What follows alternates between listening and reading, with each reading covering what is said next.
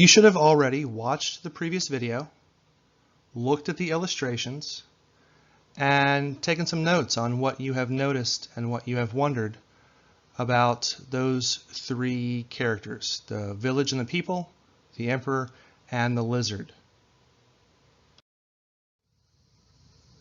What we're going to do now is we are going to make some predictions. The directions say, we have looked at the illustrations and taken some notes on what we noticed and wondered. Now it is time to make some predictions. What do you think is going on in the story? What are the characters like? What character traits do they have? These are your thoughts and ideas. There are no wrong answers. We're going to go ahead and start with the village and the people. I'm going to give you an example. You do not have to write this down. This is just an example of what I'm looking for. With those illustrations, this is what I came up with. Their expressions tell me that they are worried, and their spears tell me they are scared. Again, that's my thought, my idea. You don't have to agree with it. You don't have to write it down, but I do want you to write down what your thoughts and ideas are about the village and the people.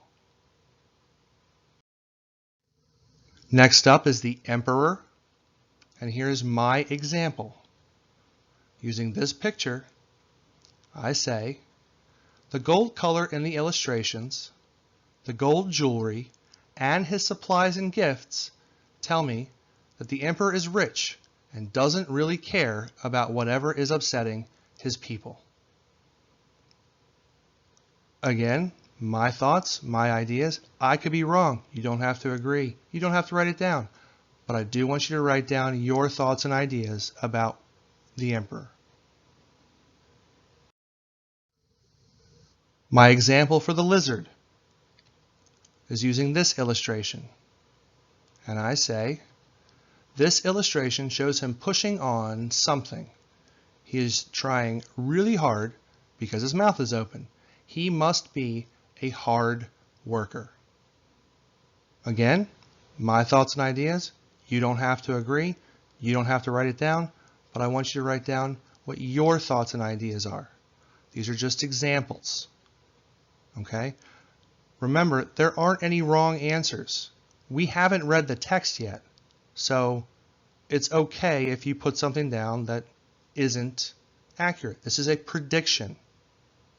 Okay? So, once you finish this, then you're going to go ahead and read the text and see if your predictions were correct.